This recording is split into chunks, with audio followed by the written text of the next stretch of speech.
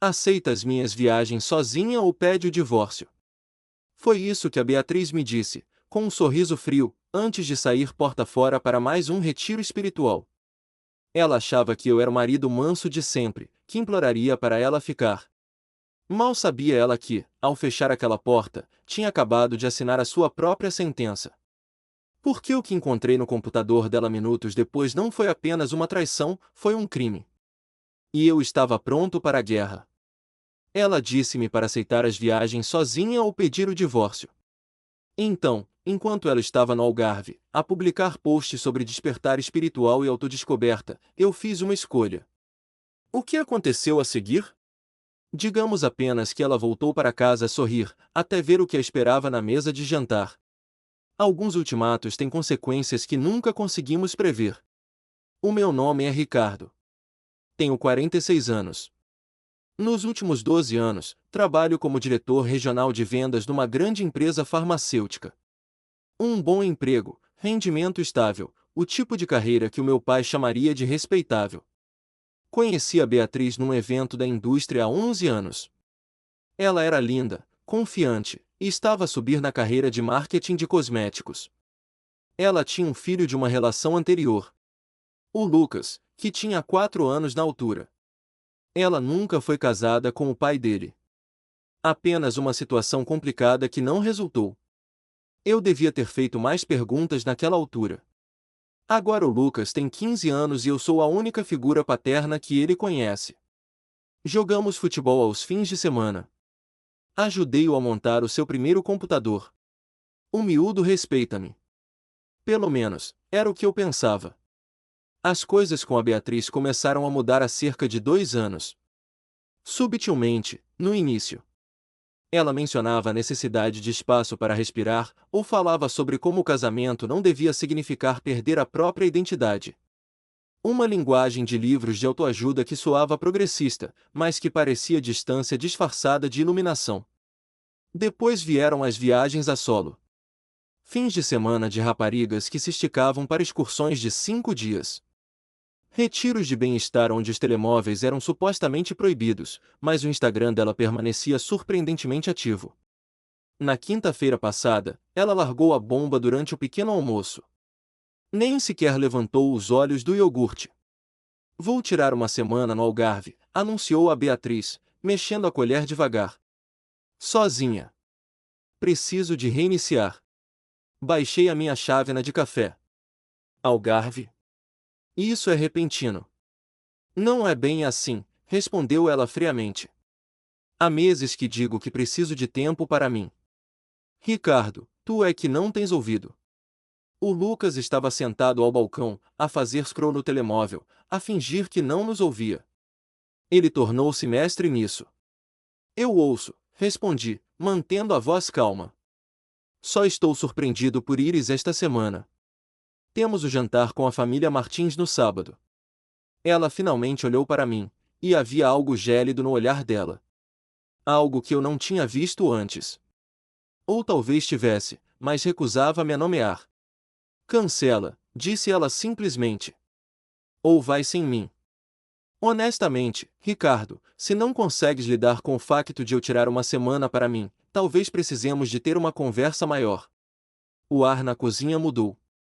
O scroll do Lucas abrandou. Até ele sentiu. Que tipo de conversa? Perguntei. A Beatriz levantou-se, despejou o resto do iogurte no lava-loiça e virou-se para mim de braços cruzados.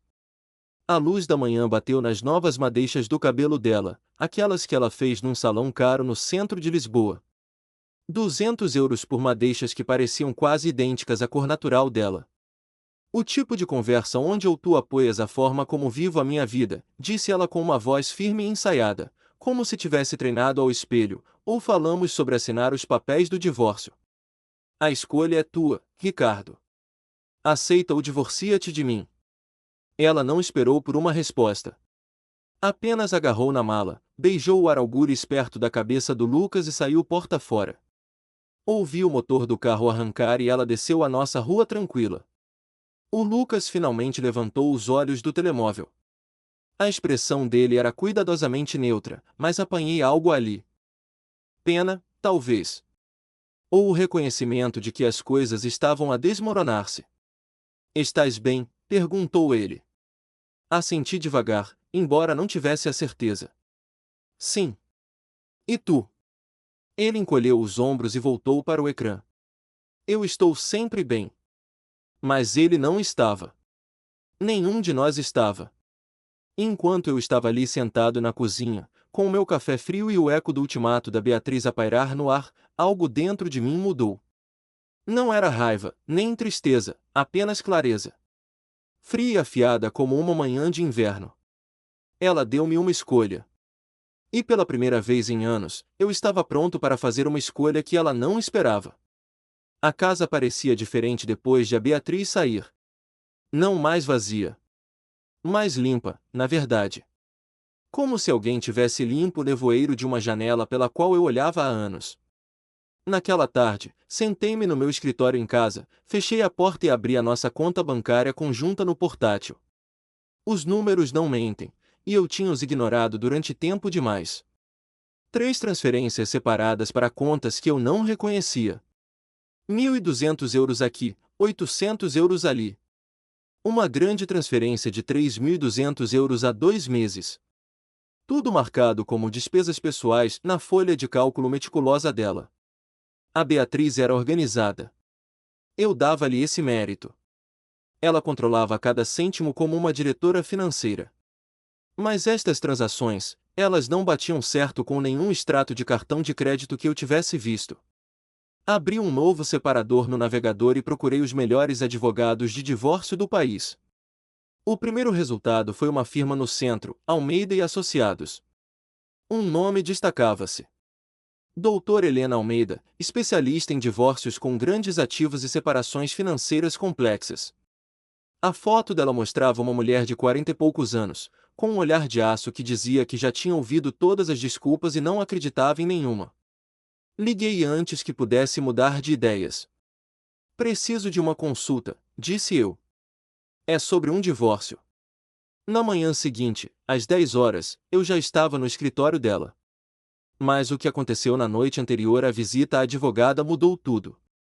Decidi verificar o cofre no nosso quarto. O código era simples, a data de nascimento do Lucas.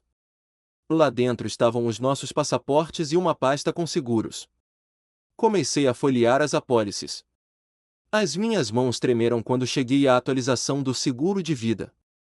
O nosso seguro de vida, onde inicialmente nos colocamos um ao outro como beneficiários, tinha sido alterado há 6 meses. A Beatriz tinha me removido. Em vez de mim, o beneficiário principal era alguém chamado Fábio Mendes. 500 mil euros. 500 mil euros iriam para um homem de quem eu nunca tinha ouvido falar, se algo me acontecesse. Tive de reler aquela sessão 3 vezes para ter a certeza de que não estava a ver mal. Aquilo não era apenas um desejo de liberdade. Era a preparação para uma substituição. Tirei uma fotografia ao documento. Naquela noite não dormi.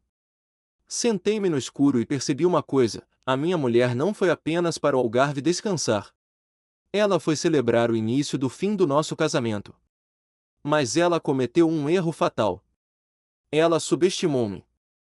E amanhã de manhã, no escritório da doutora Helena, eu vou começar a minha resposta. Não será uma resposta emocional. Será uma operação cirurgicamente precisa para destruir os planos dela. O escritório da doutora Helena ficava no 14º andar de um edifício de vidro no Parque das Nações, com vista para o Tejo. O tipo de lugar onde se podia ver a cidade inteira lá embaixo, pequena e insignificante, como um tabuleiro de jogo. Quando coloquei a apólice de seguro de vida sobre a mesa de carvalho maciço, a postura profissional dela mudou instantaneamente. Aquilo deixou de ser um divórcio padrão para se tornar algo muito mais perigoso. Ela olhou para o nome de Fábio Mendes e depois para mim. Não houve palavras de conforto falsas. Apenas uma análise fria e estratégica.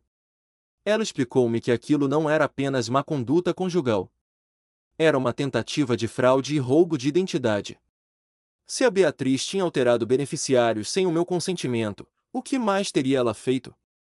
A resposta chegou 48 horas depois. Num ficheiro encriptado enviado por um contabilista forense que a Helena contratou. O relatório tinha 37 páginas e caiu como um soco no estômago.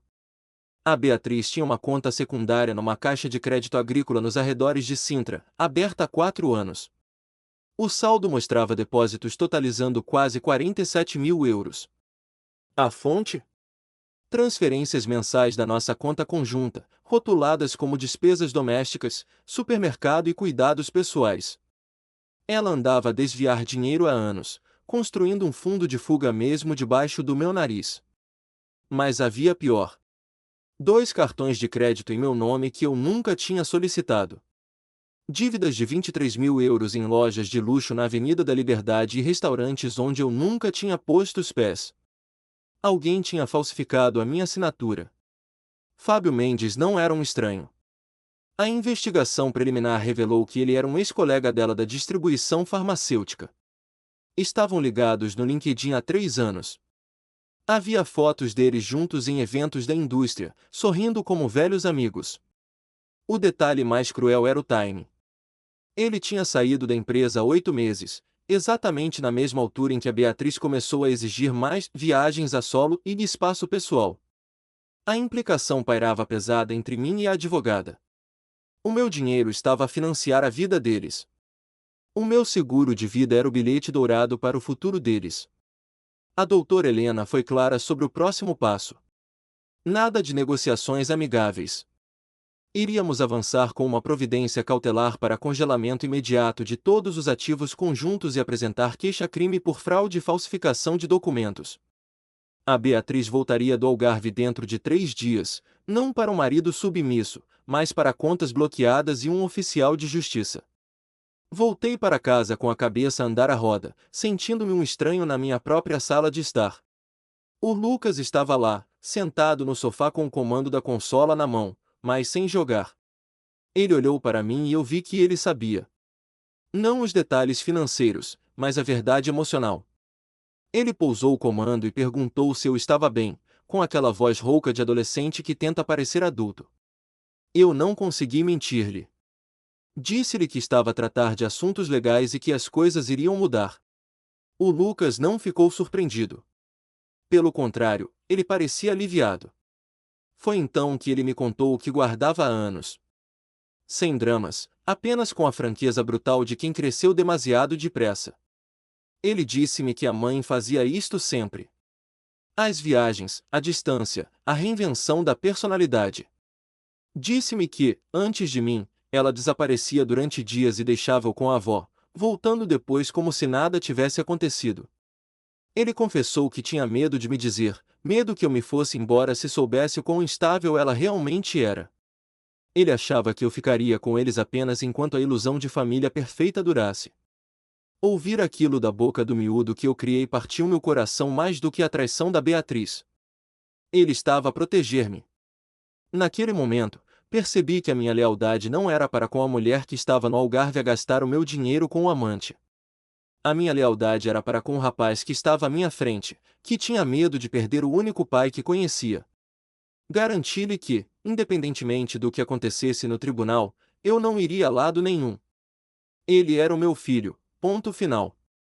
O Lucas assentiu, engoliu em seco e mostrou-me o telemóvel.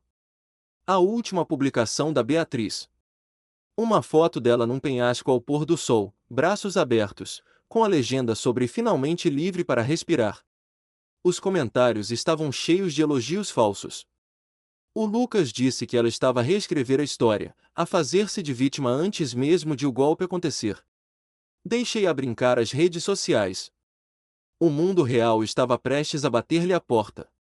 Na manhã seguinte, recebi a confirmação da advogada. O juiz tinha aprovado o congelamento das contas devido à evidência de dilapidação de patrimônio. Os cartões dela parariam de funcionar à meia-noite. O acesso ao dinheiro que ela roubou estava cortado. Eu estava sentado no escuro da cozinha, a olhar para o jardim, quando meu telemóvel vibrou. Uma mensagem de um número desconhecido. Era curta, agressiva e estúpida. Dizia para eu ser homem e fazer a coisa certa, que ela estava a sofrer por minha causa. Era o Fábio. Ele cometeu o erro de sair das sombras. Encaminhei a mensagem para Helena com um sorriso frio. Eles não faziam ideia de que, ao tentarem intimidar-me, estavam apenas a dar-me mais munições para a guerra que se avizinhava. O carro da Beatriz entrou na rampa da garagem exatamente uma semana depois de ela ter partido. Ouvi o motor desligar-se e o som inconfundível dos saltos altos a baterem na calçada de pedra portuguesa. Ela não bateu a porta, apenas usou a chave e entrou em casa como se estivesse a regressar de uma simples ida ao supermercado, e não de uma semana a destruir o nosso casamento. Ela trazia consigo o ar do Algarve, a pele bronzeada e brilhante, e um sorriso largo e confiante de quem acreditava ter ganho o jogo. Atirou a mala de marca para cima do balcão da cozinha e olhou para mim, esperando o pedido de desculpas que ela achava merecer. A postura dela gritava vitória. Ela estava convencida de que a minha semana sozinho me tinha quebrado, que eu estaria ali pronto para aceitar qualquer condição para manter. Eu estava sentado à mesa da sala de jantar, no mesmo lugar onde ela me tinha dado o ultimato. À minha frente, não havia flores nem presentes de reconciliação, apenas uma pasta de arquivo bege, simples e brutal. Quando ela se aproximou para se servir de água, com aquele teatro de quem está renovada e iluminada, mantive-me em silêncio. Ela comentou sobre a energia do sul e como o espaço lhe tinha feito bem, preenchendo o silêncio com banalidades, esperando que eu a interrompesse com súplicas. Em vez disso, deslizei a pasta pela mesa na direção dela. O sorriso dela vacilou por uma fração de segundo, mas recuperou-se rapidamente, assumindo que era algum gesto romântico falhado. A expressão dela mudou no momento em que abriu a pasta. Não houve confusão, apenas um choque puro e visceral. A primeira página não deixava margem para dúvidas: petição de divórcio litigioso. Vi os olhos dela percorrerem o documento, saltando do título para os nomes, e depois para a data. A arrogância que ela trazia da viagem evaporou-se instantaneamente, substituída por uma palidez que nem o bronzeado conseguia esconder. Ela tentou argumentar, a voz a subir de tom, acusando-me de reagir de forma exagerada, dizendo que o ultimato tinha sido apenas uma forma de expressão, que eu não sabia interpretar as necessidades dela. Ela tentou recuar, transformar a ameaça de divórcio numa brincadeira mal compreendida, mas eu não cedi um milímetro. Apanhei o momento exato em que o medo real se instalou. Foi quando ela virou a página e encontrou o relatório financeiro. As mãos dela começaram a tremer visivelmente ao ver as tabelas detalhadas das transferências secretas para a conta do crédito agrícola, as cópias das faturas dos cartões de crédito fraudulentos e o golpe final, a cópia da alteração do seguro de vida. Ela tentou balbuciar uma justificação, algo sobre privacidade e direitos, mas as palavras morriam-lhe na garganta. Não havia spin de marketing que pudesse explicar por que o nome de Fábio Mendes estava na minha apólice de seguro.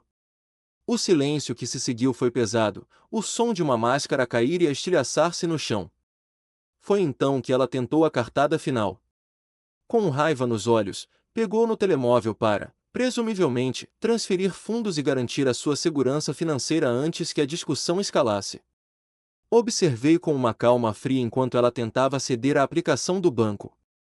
Vi o sobrolho franzir, o dedo a tocar no ecrã repetidamente, e depois o pânico absoluto a tomar conta do rosto dela. Informei-a, sem levantar a voz, que todas as contas conjuntas tinham sido congeladas por ordem judicial naquela manhã, devido às provas de má conduta financeira. O dinheiro que ela achava que era dela, o dinheiro que ela planeava usar para financiar a sua nova vida com o Fábio, estava inacessível. A mulher que estava à minha frente já não era a esposa confiante que tinha entrado pela porta minutos antes. Era alguém encurralada, apanhada nas suas próprias mentiras. Disse-lhe que ela dormiria no quarto de hóspedes até encontrar outro lugar para viver, e que deveria usar os seus próprios fundos pessoais para se sustentar, já que os nossos bens estavam sob a alçada do tribunal. Ela ficou ali parada na cozinha, sozinha, com a pasta aberta e as expectativas destruídas, finalmente a compreender que o ultimato dela tinha feito ricochete da forma mais espetacular possível. Eu levantei-me e saí da sala, deixando-a com a realidade crua das suas escolhas. Pela janela, vi o Lucas no jardim a brincar com o cão, e ele nem sequer olhou para casa, como se já soubesse que a tempestade tinha passado e que nós ainda estávamos de pé. A Beatriz não assinou os papéis naquela noite. Em vez disso, trancou-se no quarto principal e passou horas ao telefone, com a voz abafada e frenética. Na manhã seguinte, quando acordei, ela e o carro já tinham desaparecido. 2 dias depois, a doutora Helena contactou-me. A Beatriz tinha contratado uma advogada conhecida pela sua agressividade processual, mas, curiosamente, em vez de lutarem, pediram uma reunião imediata para negociar. A Helena explicou-me que isso significava que elas tinham visto as provas financeiras e sabiam que estavam encurraladas. Queriam um acordo silencioso, onde ninguém admitisse culpa e tudo ficasse em segredo. A minha resposta foi simples: não. Eu queria que as ações tivessem consequências. Se ela roubou e fraudou, não sairia dali com um aperto de mão. Foi então que a verdadeira bomba rebentou. A Helena ligou-me novamente, com um tom de voz que misturava choque e vindicação. O contabilista forense tinha encontrado algo que fazia as contas ocultas parecerem uma brincadeira de crianças. A minha mulher tinha uma conta ativa numa plataforma de subscrição de conteúdo adulto há 18 meses. O relatório detalhava pagamentos que totalizavam cerca de 43 mil euros. Senti o chão fugir-me debaixo dos pés. Mas o dinheiro não foi a parte que me deu voltas ao estômago. Foi a logística. Alguns dos conteúdos tinham sido filmados dentro da nossa casa, no nosso quarto, enquanto eu estava no trabalho a ganhar a vida para sustentar a família. E ela não estava sozinha. O reconhecimento facial e a análise dos vídeos confirmaram que o parceiro dela em vários vídeos era o Fábio Mendes. A traição tinha deixado de ser apenas emocional para se tornar um empreendimento comercial. Ela estava a vender a nossa intimidade e a usar a nossa casa como estúdio, tudo com a colaboração do homem que ela colocou no meu seguro de vida. A Helena foi implacável na sua estratégia: usaríamos isto não para chantagem, mas como alavanca legal absoluta. Se fossemos a tribunal, tudo isto se tornaria registro público. A mulher do Fábio saberia. O empregador da Beatriz saberia. A família dela saberia. Agendamos a reunião. A sala de conferências era fria e estéril, um aquário de vidro no centro da cidade. A Beatriz estava sentada ao lado da sua advogada, a doutora Patrícia, que parecia pronta para uma batalha corporativa. A Patrícia começou com um discurso ensaiado sobre resoluções razoáveis, mas a Helena cortou-lhe a palavra imediatamente.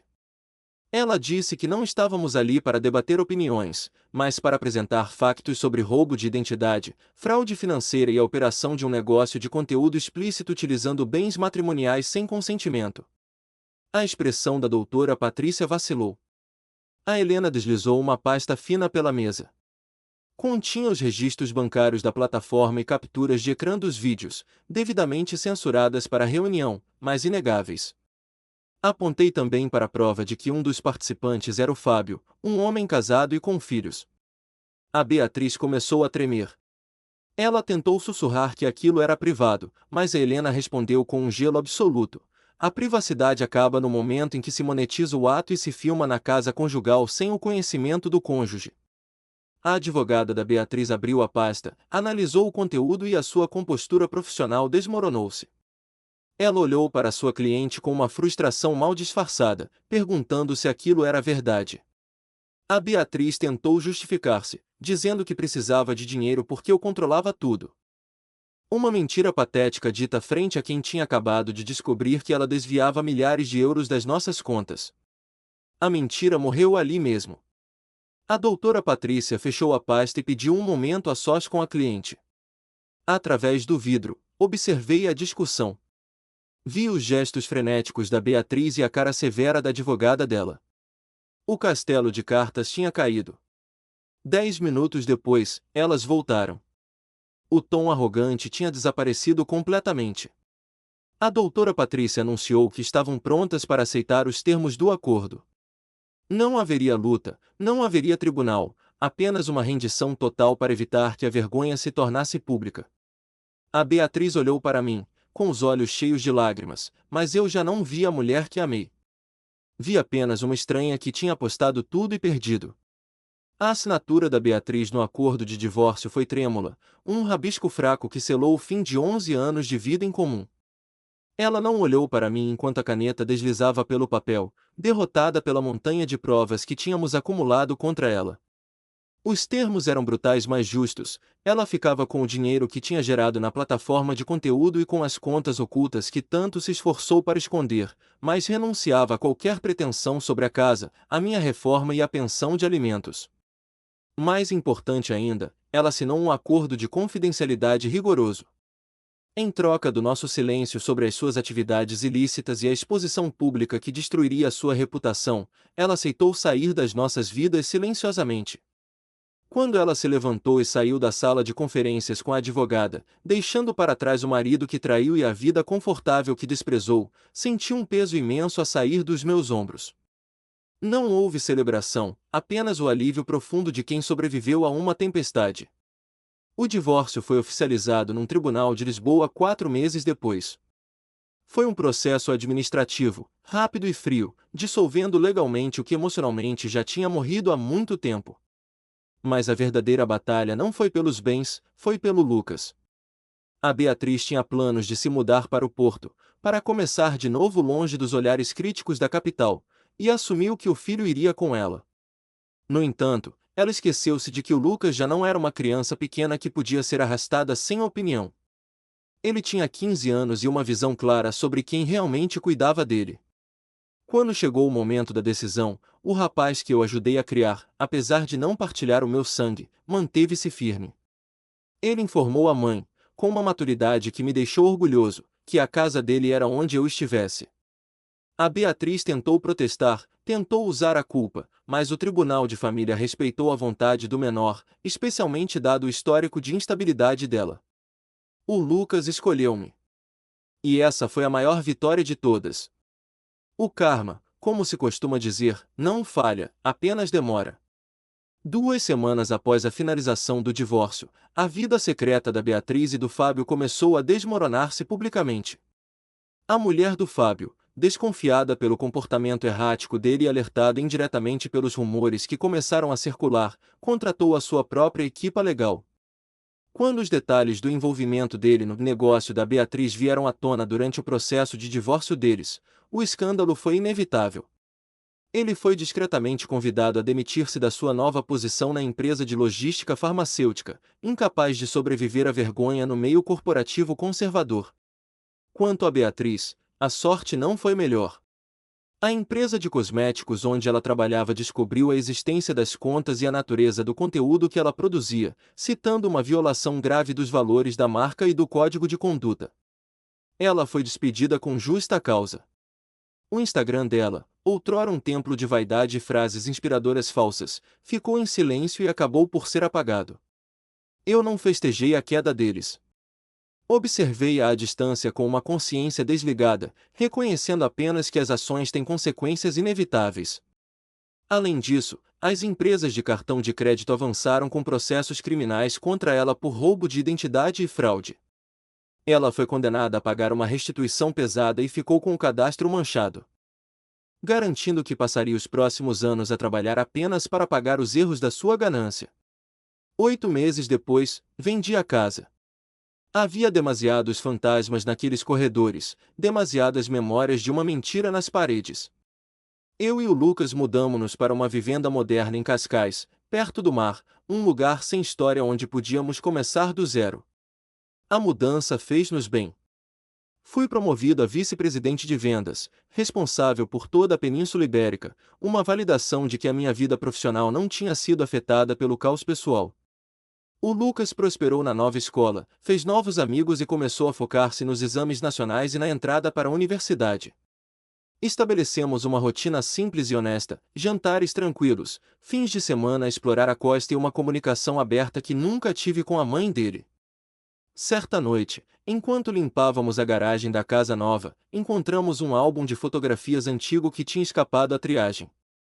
Eram imagens de casamentos e férias, sorrisos congelados no tempo. Perguntei ao Lucas se ele queria guardar aquilo. Ele folheou algumas páginas, olhou para as fotos da mãe e fechou o álbum com determinação. Disse-me que preferia lembrar-se das coisas reais, como eu a ensiná-lo a conduzir ou a estar presente em todos os jogos importantes, em vez de guardar recordações de uma felicidade encenada. Deitamos o álbum na caixa de doações sem olhar para trás. Recentemente, recebi uma mensagem de um número que apaguei há muito tempo. Era a Beatriz. Dizia que estava arrependida por tudo e que sentia minha falta. Soube, através de conhecidos, que o relacionamento dela com o Fábio não durou 3 meses sob a pressão da vida real e da falta de dinheiro. Agora, ela estava sozinha e provavelmente à procura de uma rede de segurança.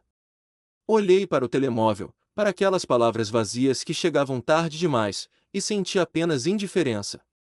O perdão, por vezes, não significa dar uma segunda oportunidade, significa apenas deixar de carregar o rancor e seguir em frente. Apaguei a mensagem sem responder e bloqueei o número. Naquela noite, eu e o Lucas fomos caminhar pelo paredão junto ao mar. O sol estava a pôr-se no Atlântico, pintando o céu de tons laranja e violeta. Ele falou-me sobre os planos para estudar engenharia no Instituto Superior Técnico e sobre uma rapariga que tinha conhecido na aula de explicação. Enquanto ouvia falar, entusiasmado com o futuro, percebi que a verdadeira família não é definida por certidões de nascimento ou papéis de casamento, mas sim por quem fica ao nosso lado quando tudo o resto desmorona. A Beatriz procurou uma felicidade inatingível em retiros espirituais e validação externa, destruindo tudo o que tinha.